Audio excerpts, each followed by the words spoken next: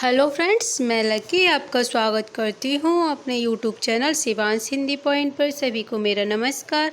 I hope आप सभी बहुत अच्छे होंगे और अपने एग्ज़ाम की तैयारी लगातार और बहुत अच्छे ढंग से कर रहे होंगे। फ्रेंड्स, हिंदी साहित्य कंटेंट की क्लास चल रही है जिसमें क्लास आज 6 है। जिस किसी ने भी पहले की क्लासेज ना देखी हों वो ज़रूर देख ले। क्लास एग्ज़ाम के दृष्टिकोण से महत्वपूर्ण है क्योंकि इसमें जितना भी कराया जा रहा है वो सभी का सभी गोविंद पांडे और सरस्वती पांडे से लिया गया है। तो क्लास को पूरा ज़रूर देखिएगा।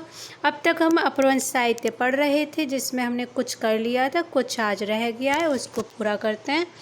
तो हम यहाँ पे थे अपभ्रंश की रचनाएँ। फ्रेंड्स, वीडियो में पूरा ज़रूर देखिएगा और पसंद आए तो लाइक शेयर ज़रूर कीजिएगा। अगर चैनल पे नए हो तो चैनल को सब्सक्राइब भी ज़रूर कीजिए। अपभ्रंश की रचनाएँ: विजयपाल रासो, हमीर रासो, कीर्तिलता, कीर्ति पताका। फ्रेंड्स, यहाँ हम यहीं से पढ़ेंगे। आचार्य रामचंद्र शुक्ल ने मानी है।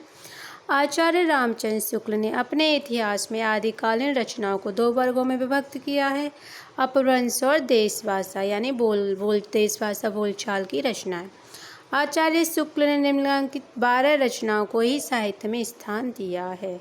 यानी आचार्य रामचंद्र शुक्ल ने कितनी रचनाओं को साहित्य में स्थान दिया है? 12 रचनाओं, जिसमें इनकी 4 रचनाएं हैं अपभ्रंश की, जिसमें इन्होंने माना है विजयपाल रासो, हमीर रासो, कीर्तिलता, कीर्ति पताका।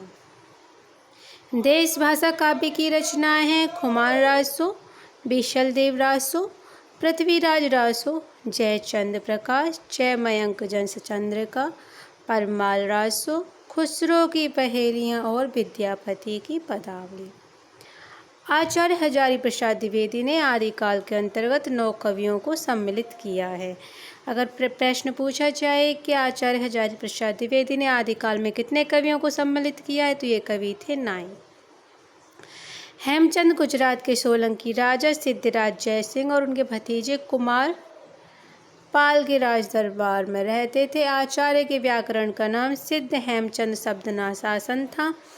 हेमचंद का व्याकरण सिद्ध हेम नाम से प्रसिद्ध हुआ।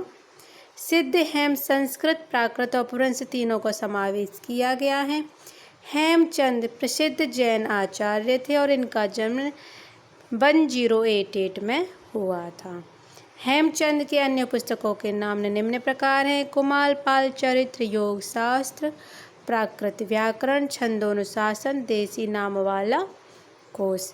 हेमचंद को प्राकृत का पाणिनि माना जाता है। अपने व्याकरण के उदाहरणों के लिए हेमचंद ने भट्टी के समान एक द्रव्यश्रय काव्य की रचना की है। यहाँ अब तक हमने हेमचंद को पढ़ा है, जिनकी अन्य पुस्तकों के नाम हमने पढ़े थे। कुमार पाल चरित्र, योग शास्त्र पूछी जाती है, प्राकृत व्याकरण भी महत्वपूर्ण, छंदोनुशासन और देसी नाम वाला। अब हम पढ़ते हैं सोमप्रभु सूरी को। ये गुजरात के प्रसिद्ध जैन साधु थे जिसका आविर्भाव 1252 विक्रम संवत माना जाता है और इनकी प्रमुख रचना है कुमारपाल प्रतिबोध। जैनाचार्य मैत्रेय सम 1361 में प्रबंध चिंतामणि नामक एक ग्रंथ की संस्कृत में रचना की है। प्रबंध चिंतामणि के कुछ दोहे मालवा नरेश भोज के चाचा मुंज के कहे जाते हैं। प्रबंध चिंतामणि में दोहा विद्या के विवाद करने वाले 2 चरण की कथाओं अथवा इसलिए अपभ्रंश काव्य को दोहा विद्या भी कहा जाने लगा।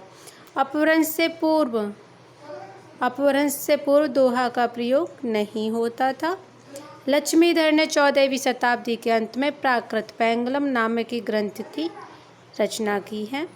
प्राकृत पैंगलम विद्याधर, सारंगधर, चंचल, बब्बर आदि कवियों की रचना को संकलित किया गया है।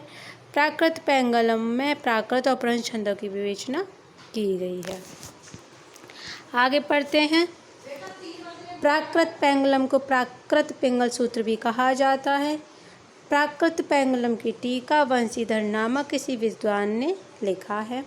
सारंगधर एक अच्छे कवि और सूत्रकार थे। सारंगधर ने सारंग पद्धति के नाम से सुभाषित संग्रह बनाया। सारंग पद्धति में बहुत से सावर मंत्र और भाषा चित्र काव्य भी दिया गया है। आचार्य शुक्ल ने प्राकृत पैंगलम के कुछ छंद के आधार पर हमीर रासो ग्रंथ के अस्तित्व की कल्पना की, जिसका ये रचनाकार सारंगधर को बताया गया है। राहुल संकृताय ने जंजल नामक किसी कवि को इसका रचयिता घोषित किया है।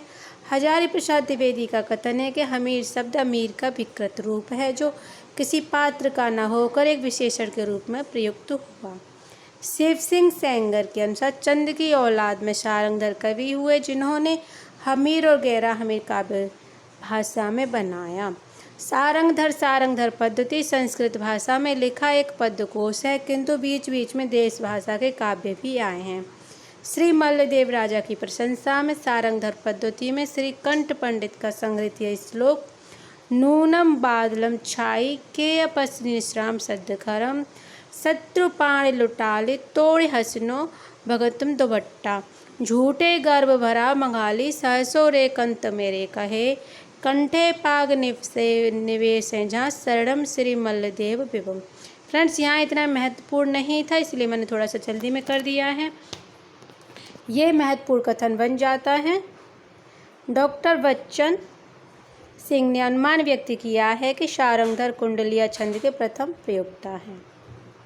फ्रेंड्स, अब हम यहाँ से सिद्ध साहित्य पढ़ते हैं। यहाँ ये सिद्ध साहित्य थोड़ा सा महत्वपूर्ण है। सरप्पा को हिंदी का प्रथम कवि माना जाता है। इन्हें सरोज भद्र, राहुल भद्र आदि नामों से भी जाना जाता है। तो अगर पूछा जाए हिंदी का प्रथम कवि कौन है तो सरप्पा, और इनके अन्य नाम क्या हैं? सरोज भद्र, राहुल भद्र, दोनों ही नाम इनके यानी 3 नाम हो जाते हैं, सरप्पा, सरोज भद्र, राहुल भद्र। सिद्धों में सबसे पुराने सरप्पा। सिद्धों ने बौद्ध धर्म के वज्रायन तत्व का प्रचार करने के लिए जो साहित्य जनभाषा में लिखा और हिंदी के सिद्ध साहित्य की सीमा में आता है। वज्रायन का केंद्र श्री पर्वत पर रहा है। सहजयानियों की भाषा का नाम संध्या भाषा है। कुछ विद्वानों ने संध्या भाषा का अर्थ यह बताया कि ऐसी भाषा है जिसमें संध्या के समान प्रकाश तथा अंधकार का मिश्रण है। ज्ञान के आलोक से उसकी सारी बातें स्पष्ट हो जाती हैं। कुछ विद्वानों ने संध्या भाषा का अर्थ अभिसंध या अभिप्राय युक्त वाणी बताया है। पंडित विधुशेखर शास्त्री ने बताया कि मूल शब्द संध्या भाषा नहीं बल्कि संध्या भाषा रहा होगा। ज्योतिषवर ठाकुर द्वारा रचित वर्ण रत्नाकर। अब ये पूछ लिया जाता है वर्ण रत्नाकर किसकी रचना है, तो यह है ज्योतिषवर ठाकुर की रचना। 14वीं शताब्दी के मैथिली ग्रंथ में सिद्धों के नाम दिए हैं। सहजयानियों की संध्या भाषा का प्रभाव संत कवियों पर भी पड़ा और उलटवासियाँ संत कवि लिखने लगे। राहुल संकृताय ने सरहपाद का समय 769 स्थिर किया है।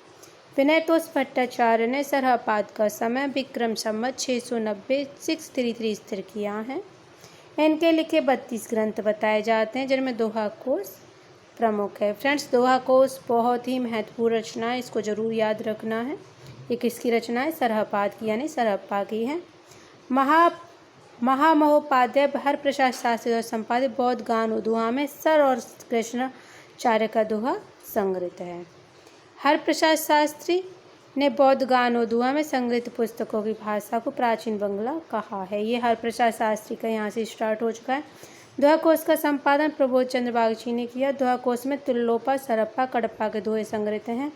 सरप्पा के जीवन दृष्टि संक्षेप में इस प्रकार कह सकते हैं: सहज संयम, पाखंड और आडंबर विनाश, गुरु सेवा, सहज मार्ग, महासुख की प्राप्ति। बच्चन सिंह ने क्या लिखा है सरहप्पा के बारे में? आक्रोश की भाषा का पहला प्रयोग सरहप्पा में ही दिखाई देता है। सिद्धों की भाषा को संध्या भाषा का नाम मुनि दत्तादेव ब्रज ने दिया।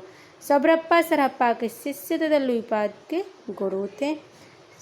अब यहाँ से फ्रेंड्स सबरप्पा स्टार्ट हो जाता है। सबरप्पा अब हम कल पढ़ेंगे।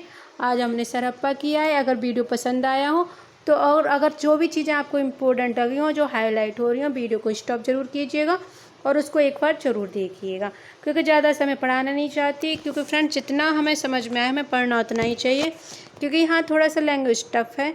तो इसको अगर आप 1 से 2 बार देखोगे तो ज़रूर आपके माइंड में चीज़ें सेट होंगी। लेकिन इतना मैं पक्का कहती हूँ कि प्रश्न आपके यहीं से ही बनते हैं। तो फ्रेंड्स अगर वीडियो पसंद आए तो लाइक शेयर कीजिए। मिलते हैं नेक्स्ट वीडियो में, इसी को आगे बढ़ाएंगे। तब तक के लिए नमस्कार। वीडियो देखने के लिए धन्यवाद।